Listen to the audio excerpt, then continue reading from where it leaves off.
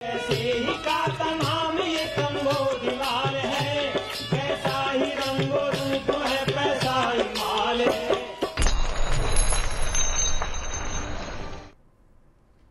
नमस्कार, मनी 9 के पसंदीदा कार्यक्रम मनी सेंट्रल में आप सभी का स्वागत है। मैं हूं विपुल सिंह और हर रोज़ की तरह तमाम खबरों को बताने के लिए, समझाने के लिए, परत दर परत खोलने के लिए हमारे साथ मौजूद हैं मनी 9 के संपादक अंशुमान तिवारी जी। अंशुमान सर, बहुत बहुत स्वागत है आपका। तो आज के कार्यक्रम का आगाज़ करें उससे पहले आपको फटाफट बता देते हैं कि आज कौन सी वो प्रमुख खबरें रहेंगी जिन पर हम विस्तारपूर्वक बातचीत करेंगे, नजर डालते हैं ऑन द शो पर। तो शुरुआत करेंगे महंगाई को लेकर के। जी हाँ, चीनी में जिस तरीके से महंगाई बढ़ती हुई दिखाई दे रही है, उसका आने वाले समय पर किस तरीके का असर देखने को मिलेगा, इस पर करेंगे विस्तार से बातचीत। और बिजली की किल्लत क्या अभी और बढ़ेगी, इस पर भी होगी आज डिटेल में चर्चा। क्रिप्टो को लेकर में आखिर में सरकार उलझन में क्यों है, पूरी कहानी बताएंगे आपको विस्तार से। इसके साथ ही साथ एक बार फिर से कच्चे तेल में उबाल देखने को मिल रहा है, तो सवाल यही है कि किसने महंगा किया है कच्चा तेल। और रुपए नई ढलान पर रुपया जो है वो आता हुआ दिखाई दे रहा है, 83 का स्तर जो है फिर से टूटता हुआ दिखाई दे रहा है। और सबसे आखिर में बात होगी अदानी को लेकर के। जी हाँ, कहाँ गुम हो गए अदानी के विदेशी निवेशक, इस पर भी करेंगे आज डिटेल में चर्चा। लेकिन शुरुआत करते हैं मानसून से जुड़ी खबरों के साथ। मानसून सीजन का अंतिम महीना चल रहा है, लेकिन इसके बावजूद बरसात की स्थिति में सुधार नहीं हुआ। पूरे सीजन के लिए बरसात की कमी का आंकड़ा अभी भी 11% पर बना हुआ है। आशंका जताई जा रही है कि बरसात की कमी की वजह से खरीफ फसलों की उपज पर मार पड़ सकती है और स्थिति में सुधार नहीं हुआ तो आगे चलकर रबी की खेती भी प्रभावित होती हुई दिखाई दे सकती है। और इधर त्योहारी सीजन में चीनी की बढ़ती हुई कीमतों पर लगाम लगाने के लिए सरकार बाजार में मध्यस्थता कर सकती है। रिपोर्ट में कहा गया कि सरकार चीनी पर स्टॉक लिमिट लागू कर सकती है।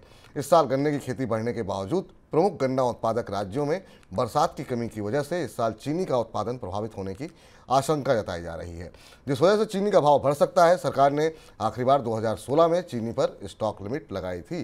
सर, अगर स्टॉक लिमिट लगा देंगे तो क्या चीनी की महंगाई रुक जाएगी? अब हाँ विपुल, क्योंकि अब स्थिति है कि मानसून की विदाई की बेला आ पहुंची है, विदाई की पाती आ गई है और 15 दिन बचे हैं। इसके बाद मानसून का सामान्य कार्यक्रम के हिसाब से विदा होना शुरू हो जाएगा। भारत के प्रमुख गन्ना उत्पादक क्षेत्रों में जो डिफिशियंसी है, बरसात की कमी है, वो 16 से 18% के आसपास है। अगर जिलों के आधार पर जाएँ तो 20% और 25% के आसपास है। ये इलाके पूर्वी उत्तर प्रदेश के गन्ना उत्पादक क्षेत्र हैं और केंद्रीय भारत के महाराष्ट्र के हिस्से हैं, जहाँ पर सूखे की स्थिति लगभग बन चुकी है। और इस परिस्थिति में सरकार को चीनी में अब कीमतों में बढ़ोतरी होती दिखाई दे रही है। मनी सेंट्रल में हमसे पहले बता भी चुके हैं कि चीनी की कीमतें 4 से 6% बढ़ी हैं। अंतर्राष्ट्रीय बाजार में चीनी की कीमतें तो एक दशक के सबसे ऊंचे स्तर पर हैं, क्योंकि वहाँ भी चीनी की कमी है। अब सरकार की कोशिश है कि चीनी के पर स्टॉक लिमिट लगाई जाए। इस बात की संभावना बनती दिखाई दे रही है कि स्टॉक लिमिट बढ़ा दी जाएगी। हमेशा ऐसे फैसले विपुल महंगाई रोकने से ज़्यादा महंगाई बढ़ाने में मदद करते हैं, क्योंकि आमतौर पर बाजार को इस बात का संकेत जाता है कि चीनी का निर्यात भी नहीं होगा, सरकार उसके भंडारण पर भी पाबंदी लगा रही है और उसका असर कीमतों में कमी के तौर पर दिखाई देगा। हालांकि अभी चीनी की उपज को लेकर या चीनी के गन्ने की उपज को लेकर और चीनी के उत्पादन को लेकर हमारे पास आकलन उपलब्ध नहीं है, क्योंकि रबी की स्विंग पूरी होने के, रबी का पूरा चक्र पूरे होने के बाद, मानसून खत्म होने के बाद पता चलेगा कि गन्ने में कितनी यील्ड चीनी की निकल कर आएगी। लेकिन अब त्यौहार से ठीक पहले चीनी भी, जो कि शायद दिवाली के मौसम में और आसपास के त्योहारों में सबसे महत्वपूर्ण उत्पाद है, उसकी महंगाई आने वाली। और सरकार के फैसले फिलहाल महंगाई कम करने से ज़्यादा तात्कालिक तौर पर महंगाई की अंतर्धारणा को बाजार में मजबूत करेंगे स्टॉक लिमिट को लगाने के। लेकिन हाँ, सरकार के पास कोई विकल्प नहीं है। निर्यात रोकने के बाद भी इस बात की गुंजाइश बनती नहीं दिख रही है कि कीमतें कम हों। और एक तरफ चीनी की महंगाई जो है वो एक तरीके से कड़वाहट बढ़ा रही है, तो वहीं कहीं ना कहीं जो शेयर बाजार के लोग हैं वहाँ हम देख रहे हैं चीनी शेयरों में अच्छी तेज़ी 2 दिन के अंदर देखने को मिली है। 6-6, 7-7, 8-8% की तेज़ी बलरामपुर चीनी, रेणुका शुगर जैसे कंपनियों में देखने को मिली है। अगस्त और सितंबर के दौरान देश भर में बरसात की कमी का असर हाइड्रो पावर उत्पादन पर पड़ सकता है। बरसात की कमी की वजह से जलाशयों में पानी का स्तर घटा हुआ है, जिसका असर बिजली उत्पादन पर पड़ने की आशंका है। देश के कुल बिजली उत्पादन में हाइड्रो पावर की हिस्सेदारी करीब 12 से 13% के आसपास की है। सर, हाइड्रो पावर के उत्पादन में कितनी गिरावट देखने को मिली है और क्या कुछ आंकड़े कह रहे हैं? भारत के कुल उत्पादन में 12% हिस्सा पनबिजली का, हाइड्रो पावर का है, जो कि एक सब्सटेंशियल हिस्सा है। और खासतौर से कई सारे क्षेत्रों में, उत्तर भारत के कई सारे इलाकों में हाइड्रो पावर ग्रिड को मैनेज करने में, बिजली की अतिरिक्त आपूर्ति को में मदद करती है। हालांकि कैपेसिटीज़ सीमित हैं, लेकिन अब इस साल के मानसून के स्वभाव के कारण दो महत्वपूर्ण तथ्य पता चले। एक तो ये कि भारत अगस्त के महीने में पनबिजली का उत्पादन, हाइड्रो पावर का उत्पादन पिछले साल की तुलना में 6% गिरा, और अगर पूरी तिमाही के दौरान देखें तो इसमें 9 से 10% की गिरावट दिखाई दे रही। इसकी वजह से ग्रिड्स के ऊपर जो बिजली की आपूर्ति है उसमें कमी आई है, और ज़्यादा लोड अब थर्मल पावर प्लांट्स पर दिखाई दे रहा है। भारत में इस बिजली की मांग शुक्रवार के दिन जो रिकॉर्ड की गई वो 240 गीगावाट की थी, जो कि ऑल टाइम हाई पर थी। जो पीक डिमांड थी 240 गीगावाट की डिमांड थी। इस गीगावाट और पीक शॉर्टेज करीब करीब 10 गीगावाट से ऊपर की थी। इस शॉर्टेज के बीच पनबिजली का या हाइड्रो पावर का उत्पादन बिजली आपूर्ति के लिए चुनौती है, और शायद इस बात की संभावना पहले से आंक ली गई थी। इसलिए सरकार ने कोयले के आयात को बढ़ाने की सिफारिश भी की है, और आयात को बढ़ाने को प्रोत्साहन भी दिया है। बिजली घरों से कहा गया है कि वो आयातित कोयले का इस्तेमाल करें। मानसून की कमी के कारण रिजर्वायर्स में पानी नहीं है, पनबिजली संयंत्रों के पास पर्याप्त पानी की आपूर्ति नहीं हो पा रही। कुल तस्वीर ये है, एक आने वाले मौसम में जब बरसात ख़त्म होने के बाद बिजली की कटौती भी हो सकती है, बिजली की लागत भी बढ़ेगी, और या तो बिजली घरों को उसका नुकसान उठाना पड़ेगा, या फिर वो लागत को बिजली की बढ़ी हुई दरों को उपभोक्ताओं तक पासान करेंगे, उन तक पहुँचाएंगे। ठीक। इधर अब अगले साल मार्च से शेयर बाजार में सौदा डालने के 1 घंटे के अंदर ट्रेड आपका सेटल हो जाएगा। जी हाँ, सौदा डालने के 1 घंटे के अंदर ट्रेडर के खाते में शेयर या फिर पैसा आ जाएगा। कैपिटल मार्केट रेगुलेटर सेबी की चेयरपर्सन माधवीपुरी ने कहा है कि सेबी मार्च से 1 घंटे के अंदर ट्रेड को सेटल करने की योजना लागू करने जा रही है, और इसके लागू होने के बाद अगला कदम रियल टाइम सेटलमेंट का होगा, यानी सौदा डालते ही शेयर या फंड ट्रेडर के खाते में आ जाएंगे। सर, इसकी आवश्यकता क्यों पड़ी? और दूसरा ये मतलब अपने आप में एक अद्भुत अनुभव होगा, क्योंकि लोग वेट करते हैं 1 दिन बाद, 2 दिन बाद फिर शेयर खाते में आते हैं या पैसे आते हैं, तो इससे आपको लगता है और ज़्यादा ट्रांसपेरेंसी बढ़ेगी? ये बड़ा कदम है भारत के स्टॉक एक्सचेंज में और ट्रेडिंग के इतिहास में, कि भारत उन चुनिंदा देशों में होने वाला है जहां पर T+1 यानी 1 दिन में ट्रेड के सेटलमेंट का रास्ता खोला जा रहा है, और इसके लिए ह्यूज टेक्नोलॉजिकल बैकअप की ज़रूरत है। सेबी ने इसके टेस्टिंग स्टॉक एक्सचेंजेस के साथ पहले से शुरू कर दी थी, क्योंकि 1 दिन में लाखों ट्रेड, हज़ारों ट्रेड होते हैं जिनको सेटल करना, स्टॉक्स को डिमैट अकाउंट में क्रेडिट करना, पैसे को ट्रेडर के और इन्वेस्टर के अकाउंट में पहुँचाना, ये सब करने के लिए बड़े टेक्नोलॉजी सेटअप की ज़रूरत है। पर सेबी के प्रमुख का जो बयान है उससे दिखता है कि वो कॉन्फिडेंट है और इसे अगले साल से शुरू कर पाएंगी। और इसके बाद जो अगली योजना है वो तो और भी महत्वाकांक्षी है, जिसमें रियल टाइम ट्रेड सेटलमेंट की बात होगी, जो कि थोड़ा और ज़्यादा महत्वाकांक्षी योजना है। लेकिन इससे 2 बड़े फ़ायदे होते हैं। ट्रेड का सेटलमेंट जितना लंबा होता है उसमें पारदर्शिता की चूक की, पैसे समय पर नहीं पहुंचने की, बीच में किसी तरीके की अनियमितता की संभावना ज़्यादा होती है। अगर एक ऑटोमेटिक ट्रेड सेटलमेंट सिस्टम आ जाए और आपने इधर शेयर खरीदा, शेयर उधर आपके अकाउंट में क्रेडिट हुआ, आपका पेमेंट चला गया है, आपने बेचा और पेमेंट आपके पास क्रेडिट हो गया, तो इसके लिए ये प्रक्रिया ज़्यादा स्मूथ हो सकती है।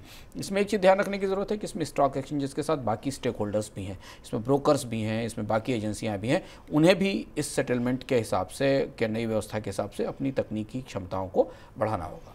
तकनीकी क्षमता सर कितना महत्वपूर्ण मान रहे हैं? क्योंकि अभी भी चलिए इधर 6 महीने में नहीं हुआ, लेकिन कई बार ऐसा होता है कि ट्रेड सेटलमेंट नहीं हो रहा है या बीच में कारोबार रोकना पड़ा टेक्निकल रीज़न की वजह से, लेकिन जब रियल टाइम पे जब चीज़ें ट्रांसफ़र होंगी तो आपको लगता है ये एक बड़ा इशू रहेगा कि मतलब टेक्निकल सपोर्ट अच्छा रहना चाहिए? ये बड़ी परीक्षा है सेबी की और स्टॉक एक्सचेंजेस की, क्योंकि अभी तक हम जिस प्रक्रिया में काम कर रहे हैं उसमें ट्रेड करने के बाद लोग इंतजार करते हैं और इसके ग्लिचेज हैं, इसके रिस्क भी हैं। हालांकि अगर आप भारतीय स्टॉक एक्सचेंजेस का इतिहास देखें ना विपुल, तो तकनीकी खामियों के मामले में भारतीय स्टॉक एक्सचेंजेस का इतिहास बहुत अच्छा है, रिकॉर्ड बहुत ख़राब नहीं है। मामूली घटनाक्रम कभी कभी होते हैं, वो दुनिया के सारे स्टॉक एक्सचेंजेस के पास तकनीकी ग्लिचेस का, क्योंकि पूरा कारोबार इतना हाईटेक है और डेटा ट्रांसफर से जुड़ा हुआ है कि तकनीकी समस्याएं आती। पर जो कॉन्फिडेंस है स्टॉक एक्सचेंजेस का कि T1 पर जाने और रियल टाइम पे जाने के लिए, वो बताता है कि तकनीक में बड़ा निवेश किया गया है, उसकी तैयारी की गई, और जब ये एक्टिव होगा तो हमें समझ में आएगा कि पूरी प्रक्रिया कितनी स्मूथ है। चलिए, तो जैसे आप UPI से पैसे ट्रांसफ़र करते हैं और रियल टाइम में जो है पैसे सामने वाले तक पहुंच जाते हैं, वैसी कुछ व्यवस्था शेयर बाजार में होती हुई दिखाई देगी। इधर केंद्रीय प्रत्यक्ष कर बोर्ड यानी कि CBDT ने बताया कि आयकर विभाग ने 12 लाख टैक्स पेयर से उनकी आय से जुड़ी जानकारी मांगी है। ये वो टैक्स पेयर हैं जिन पर आयकर विभाग को शक है कि उन्होंने अपनी आय के मुताबिक टैक्स नहीं भरा है। सीबीडीटी ने यह भी बताया कि इस साल 6.98 करोड़ से अधिक आयकर रिटर्न दाखिल हुए हैं, जिनमें से 6 करोड़ से अधिक प्रोसेस किए जा चुके हैं। हालांकि 14 लाख रिटर्न को करदाताओं ने अभी तक सत्यापित नहीं किया है। सर, ये क्या कुछ जानकारी मांगी गई है इन 12 लाख जो टैक्स पेयर से जानकारी मांगी गई है? इनकम टैक्स का रिटर्न अगर आप फाइल कर चुके हैं तो उसमें 2 महत्वपूर्ण चीज़ें निकल कर आई हैं इस प्रक्रिया में, जो खबर आपके काम की है, जो लोग इनकम टैक्स का रिटर्न भरते हैं। पहली चीज़ तो है कि 14 लाख लोगों ने अपने रिटर्न्स को वेरीफाई नहीं किया, सत्यापित नहीं किया। फाइल होने के बाद उनके पास एक लिंक आता है, उनके पास एक मैसेज आता है, जिस मैसेज के जरिए उन्हें वेरीफाई करना पड़ता है। इसमें कई सारी गफलत है, रिकॉर्ड की, डेटा की, मैसेज की, सही फ़ोन नंबर की, और इसके कारण ऐसा लगता है 14 लाख रिटर्न फाइलर्स की तरफ से सत्यापित नहीं किए गए, फाइल तो किए गए। ये प्रक्रिया थोड़ी सी लंबी चलेगी।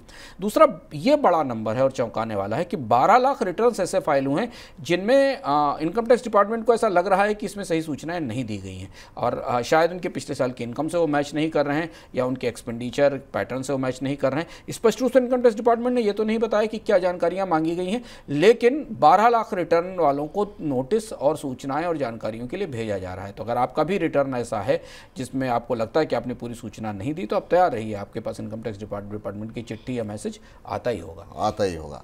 और इधर केंद्रीय वित्त मंत्री निर्मला सीतारमण ने कहा है कि क्रिप्टो संपत्ति से जुड़ी चुनौतियों के लिए इसके लिए एक फ्रेमवर्क होना बहुत ज़रूरी है। उन्होंने कहा कि क्रिप्टो एक खतरा होने के साथ साथ एक मौका भी है। क्रिप्टो करेंसी को लेकर वित्त मंत्री का ये बयान आरबीआई गवर्नर के बयान से मेल नहीं खाता।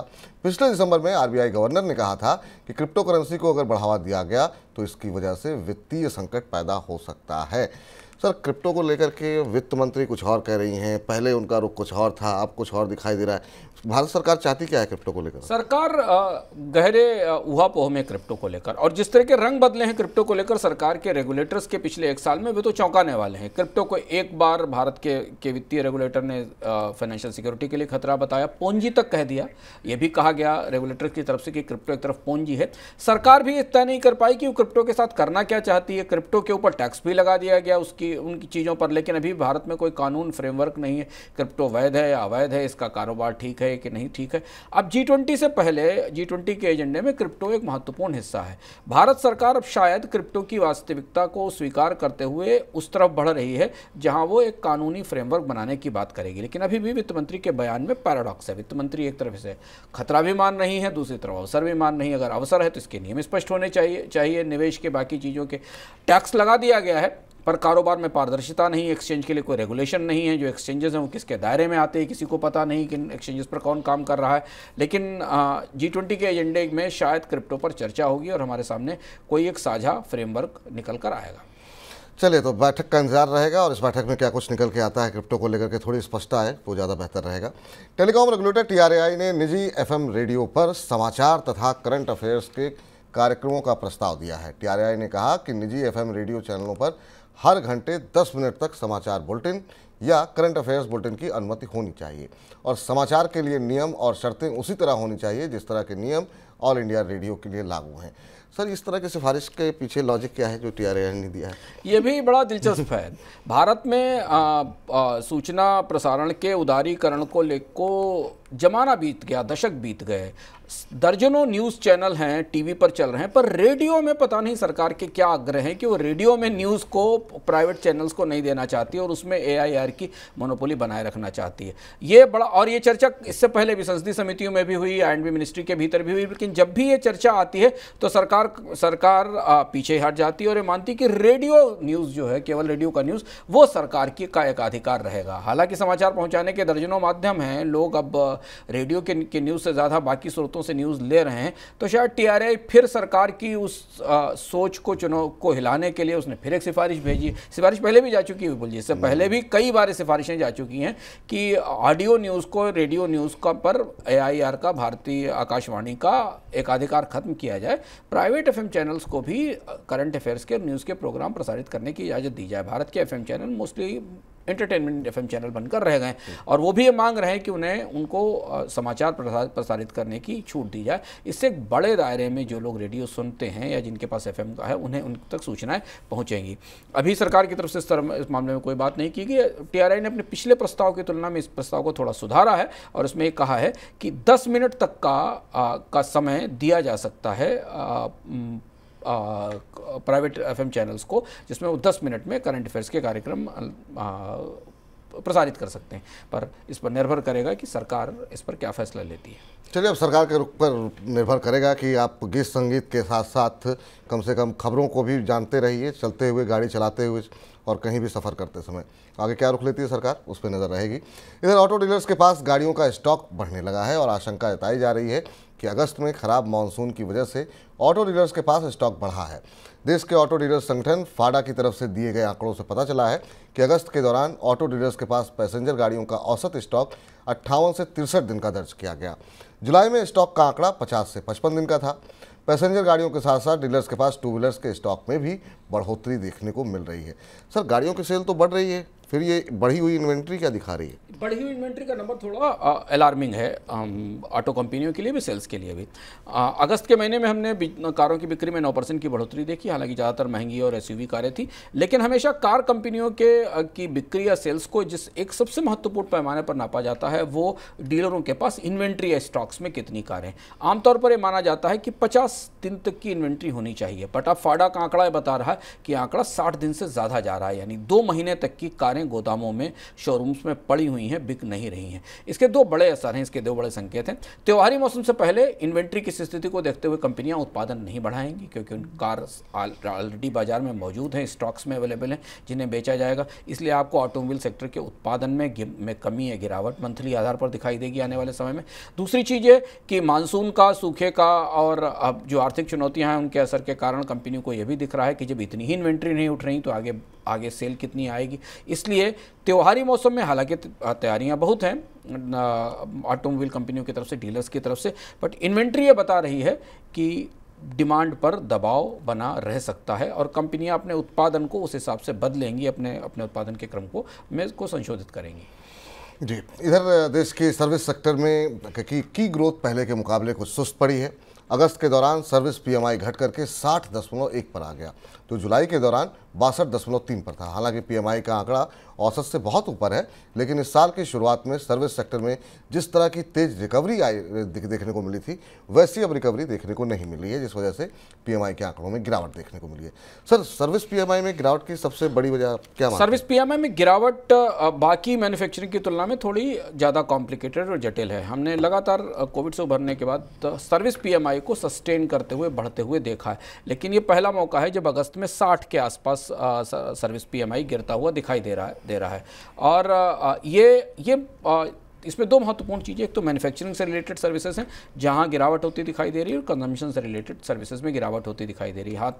हालांकि मैन्युफैक्चरिंग सर्विसेज मैन्युफैक्चरिंग के उद्योग के साथ जुड़ी होती हैं, तो अगर मैन्युफैक्चरिंग में डिमांड कम है, प्रोडक्शन कम है, तो उसका असर में सर्विसेज सेक्टर पर भी दिखाई देता है। ये एक और चिंता जो लग रही है कि अगर आने वाले समय में कीमतें और तेज़ी से बढ़ती हैं, जिनका असर में सर्विसेज की कीमतों पर भी दिखाई देगा, तो फिर ये गिरावट, सर्विस PMI की गिरावट और ज़्यादा बढ़ सकती है।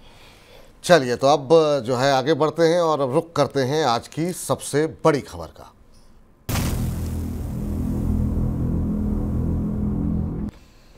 सऊदी अरब और रूस की तरफ से कच्चे तेल के उत्पादन में फिलहाल जो कटौती की जा रही है, उससे दोनों देशों ने अगले 3 महीने तक बढ़ाने का फैसला किया है। दोनों अपने रोजाना तेल उत्पादन में 13 लाख बैरल की कटौती कर रहे हैं, जिसमें 10 लाख बैरल की कटौती सऊदी अरब की तरफ से हो रही है और 3 लाख बैरल की कटौती रूस की तरफ से। दोनों देशों की तरफ से उत्पादन कटौती को दिसंबर तक बढ़ाने की घोषणा के बाद विदेशी बाजार में कच्चे तेल की कीमतों में उछाल देखने को मिल रहा है।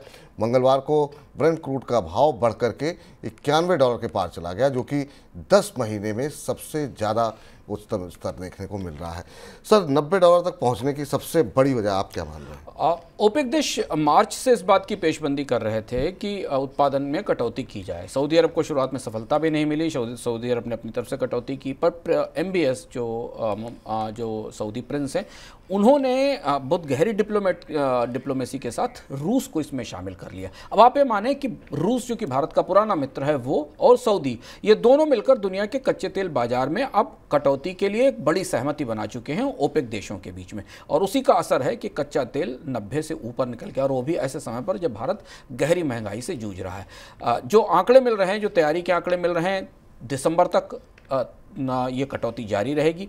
चूंकि रूस और सऊदी दोनों मिलकर सबसे बड़े उत्पादक हैं, तो बाकी अन्य देश भी अपने उत्पादन में कटौती करेंगे और कमी करेंगे, ओपेक के सदस्य देश, और बाजार में कच्चे तेल की आपूर्ति कम रहेगी। इसलिए ये जो अब बाजार का जो अब प्रोजेक्शन मिल रहा है वो 90 से 92-93 डॉलर के बीच मिल रहा है। दो और फैक्टर थे आउटसाइड के जिनका असर दिखाई दिया। वेनेजुएला के ऑयल एक्सपोर्ट में तेजी से गिरावट आई, जिससे बाजार में गिरावट का सेंटीमेंट बना।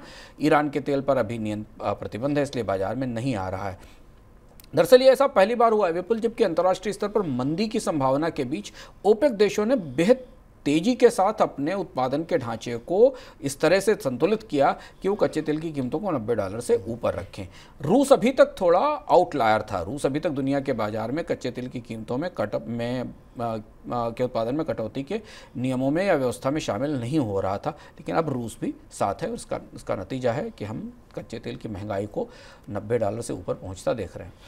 और ये कच्चे तेल की महंगाई हम सबकी जेब पर भारी पड़ सकती है।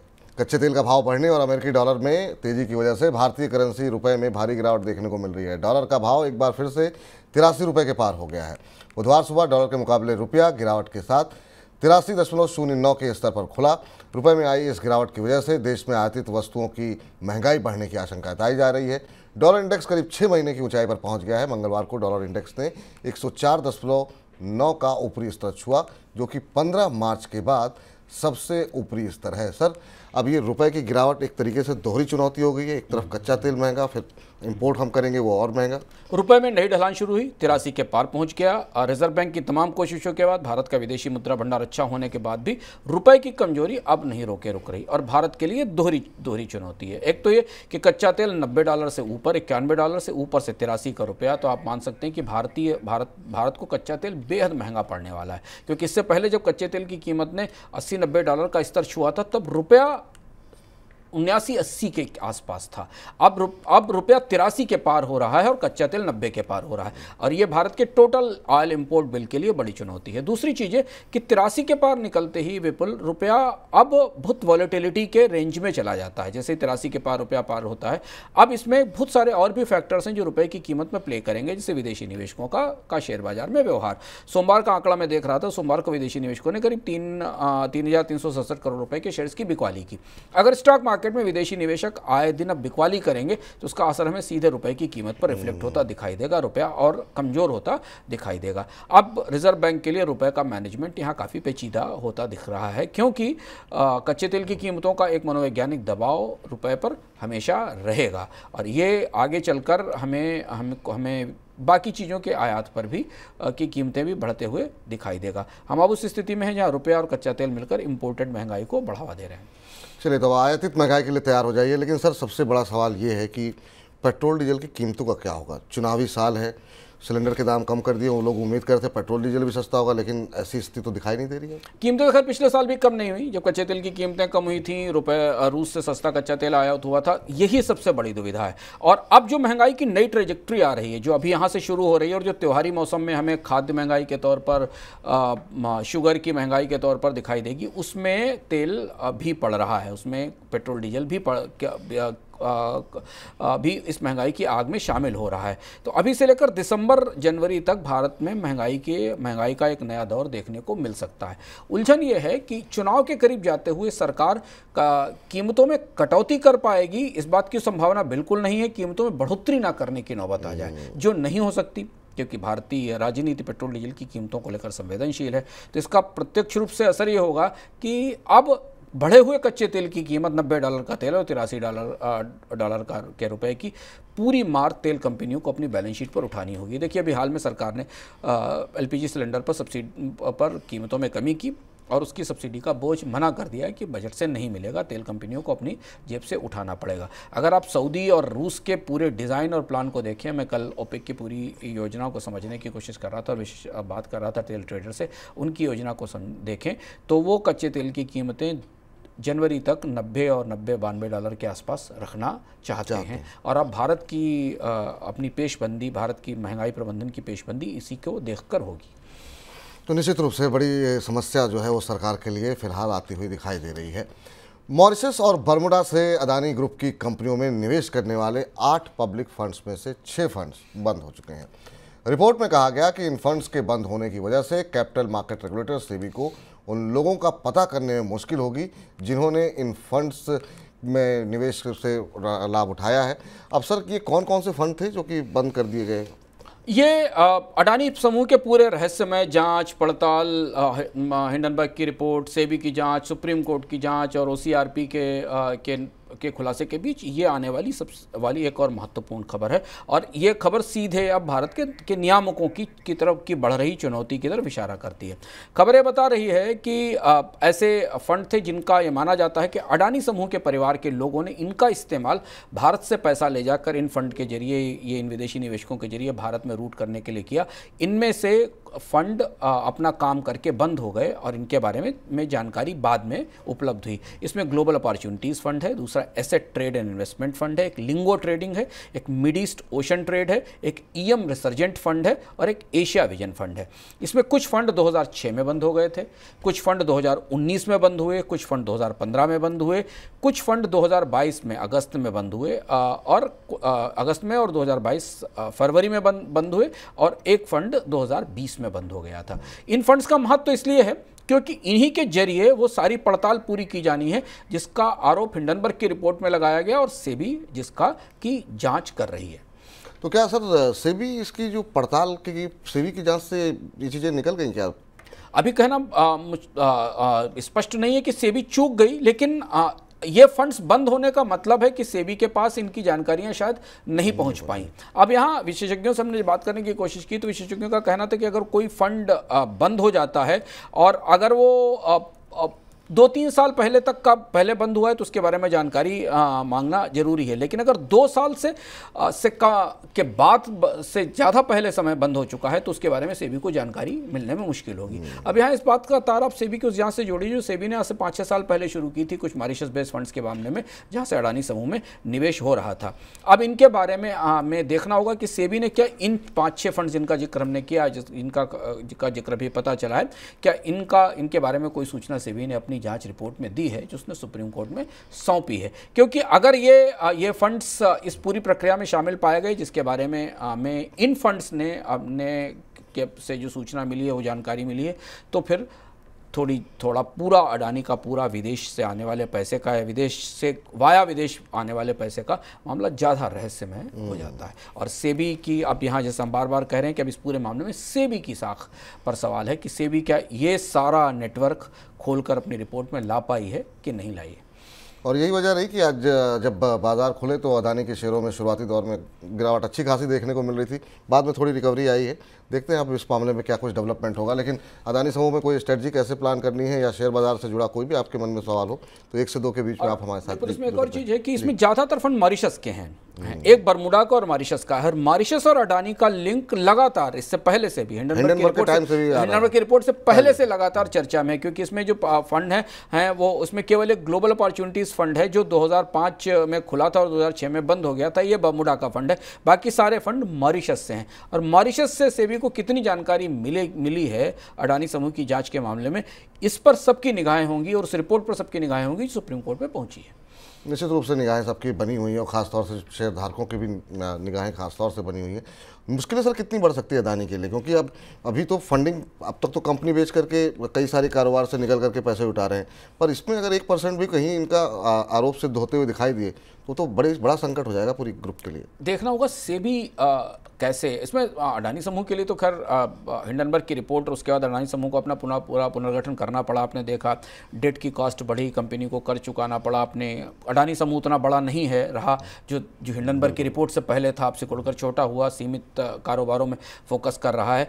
यहाँ तक तो असर आ गया, पर अब भारत के सबसे बड़े रेगुलेटर की साख का सवाल है कि भारत का रेगुलेटर इन सारे आरोपों की जांच को लेकर निकाल कर क्या लाता है। क्योंकि अब अडानी समूह पर नज़रें, अडानी समूह की इस जांच पर पूरी दुनिया की नज़रें हैं, सेबी की रिपोर्ट पर पूरी दुनिया की नज़रें हैं। और ऐसी परिस्थितियों में अगर कुछ फाइंडिंग्स सेबी की रिपोर्ट में निकलती हैं अंतर्राष्ट्रीय चैनल्स के जरिए फंड रूट करने का, तो फिर सेबी को कार्रवाई भी करनी पड़ेगी किसी न किसी तरीके की, जो सेबी के नियमों के तहत होगी। और इन्हीं तमाम खबरों की वजह से कभी जो है अडानी समूह जो है वो निवेशकों के पसंदीदा शेयर हुआ करता था, अब सिर्फ ट्रेडर्स की एंट्री वहाँ पर दिखाई देती है। हर गिरावट पे जो है लोग खरीद रहे हैं, ऊपर बेच रहे हैं। चलिए आगे बढ़ते हैं। विदेशी नागरिकों के स्वामित्व वाली कई ऐसी कंपनियां रिजर्व बैंक के रडार पर हैं जिन्होंने भारत में निवेश कर रखा है। रिपोर्ट में कहा गया है कि रिजर्व बैंक को शक है कि उन कंपनियों ने फॉरेक्स नियमों का उल्लंघन किया है। रिपोर्ट के मुताबिक कई कंपनियों को रिजर्व बैंक की तरफ से केस सेटल करने के लिए मैसेज भी भेजा गया और कंपनियां अगर केंद्रीय बैंक के साथ केस सेटल नहीं करती हैं तो फिर रिजर्व बैंक उनके खिलाफ ऑर्डर पास कर सकता है। सर, आरबीआई इन कंपनियों पर किस तरह की निगरानी रखना चाह रहा है यार? ये विपुल वो कंपनियां हैं जिनको फॉरेन ओल्ड और इंडियन कंट्रोल्ड कंपनियां कहा जाता है। इन कंपनियों में कई सारे निवेश के ट्रांजैक्शन और पेमेंट के ट्रांजैक्शंस ऐसे हुए हैं जो रिजर्व बैंक के हिसाब से विदेशी मुद्रा नियमों के कानूनों के तहत नहीं है और इसमें कुछ एंजल इन्वेस्टर्स के पैसे हैं, कुछ वीसीज के वेंचर कैपिटल्स के का भी निवेश है। इन कंपनियों ने बड़े पेमेंट किए हैं और भारत में सब्सिडरी बनाकर ये इनकी जानकारी सेबी ने इनकी जानकारी आरबीआई ने इन कंपनियों से मांगी है और इनकी जांच भी एक तरह से शुरू की गई है। चलिए, खबरें और भी ज़्यादा हैं और समय थोड़ा कम है, अब फटाफट खबरें पढ़ते हैं झटपट में।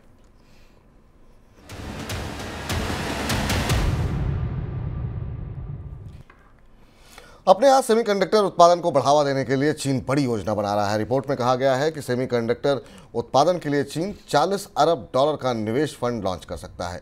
चीन इससे पहले भी सेमीकंडक्टर उत्पादन को बढ़ावा देने के लिए 2 फंड को लॉन्च कर चुका है।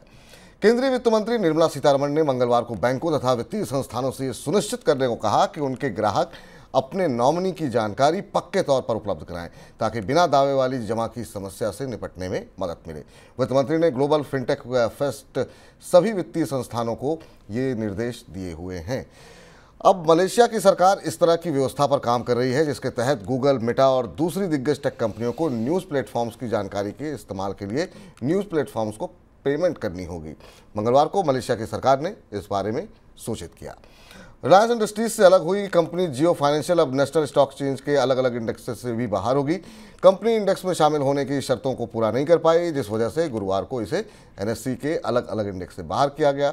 इससे पहले कंपनी को बीएससी के कई इंडेक्स से बाहर किया गया था 1 सितंबर को और आज इसके चलते हम देख रहे हैं जियो फाइनेंशियल के शेयर में 2.5% से ज़्यादा की गिरावट देखने को मिली। सर, ये झटपट खबरें किसी चीन और अमेरिका के बीच सेमीकंडक्टर को चिप को लेकर अब वार काफ़ी दिलचस्प और फेज़ में पहुंच गया है। हम अगर आप चाहें तो एक नामिका में इस पर विस्तार से देख सकते हैं, उसका लिंक भी हम इसके साथ इस प्रोग्राम के साथ मिलेगा आपको। जो अभी नया डेवलपमेंट है वो खासा महत्वपूर्ण है। चीन अपने यहाँ सेमीकंडक्टर इंडस्ट्री को बढ़ावा देने के लिए बड़े फंड बनाने जा रहा है। इससे पहले भी 2014-2019 में फंड शुरू किए गए थे। ये जो फंड क्रिएट करना चीन की स्ट्रेटजी काफ़ी सफल रही है। चीन ने इसके जरिए दुनिया में बहुत सारी तकनीकों को बहुत कम समय में अडॉप्ट करके अपने यहाँ खड़ा किया, चाहे वो फार्मास्यूटिकल हो, चाहे वो सैटेलाइट टेक्नोलॉजीज़ हो, और अब इंटीग्रेटेड सर्किट या चिप्स बनाने के लिए भी ये ह्यूज फंड्स डाला जा रहा है क्योंकि चीन को अब ये समझ में आ गया है कि अंतर्राष्ट्रीय स्तर पर उसे चिप बनाने की तकनीक नहीं मिलेगी जिसका एक बड़ा नियंत्रण अमेरिका के हाथ में है और इसलिए ये चीन की इंटीग्रेटेड सर्किट में ताकत बनने की तरफ एक महत्वपूर्ण कदम है। देखना होगा कि इस पूरे फंड के साथ चीन वो तकनीकें कहाँ से लाएगा जिन तकनीकों पर अभी अमेरिका का एकाधिकार है, जिनकी मोनोपोली है और जिसको अमेरिका ने अपने डिफेंस कानूनों के तहत जिनका निर्यात प्रतिबंधित कर दिया है। अंशुमान सर, इन तमाम खबरों का विश्लेषण करने के लिए बहुत बहुत धन्यवाद, बहुत बहुत शुक्रिया आपका। और कल कृष्ण जन्माष्टमी है तो हम लोग कल मनी सेंट्रल लेके नहीं आएंगे, अब सीधे शुक्रवार को मुलाकात करेंगे आपसे। चलिए, बहुत बहुत शुक्रिया आपका। तो अब मनी सेंट्रल के लिए थोड़ा सा आपको एक दिन का इंतजार करना पड़ेगा, लेकिन मनी 9 पे तमाम कार्यक्रम जो है वो उपलब्ध होते रहेंगे समय समय पर। तो आप अपनी कृष्ण जन्माष्टमी बनाइए और साथ में मनी 9 के साथ बने रहिए। फिलहाल के लिए मनी सेंट्रल से मुझे इजाज़त दीजिए। नमस्कार। आप सभी को कृष्ण जन्माष्टमी की बहुत बहुत शुभकामनाएं।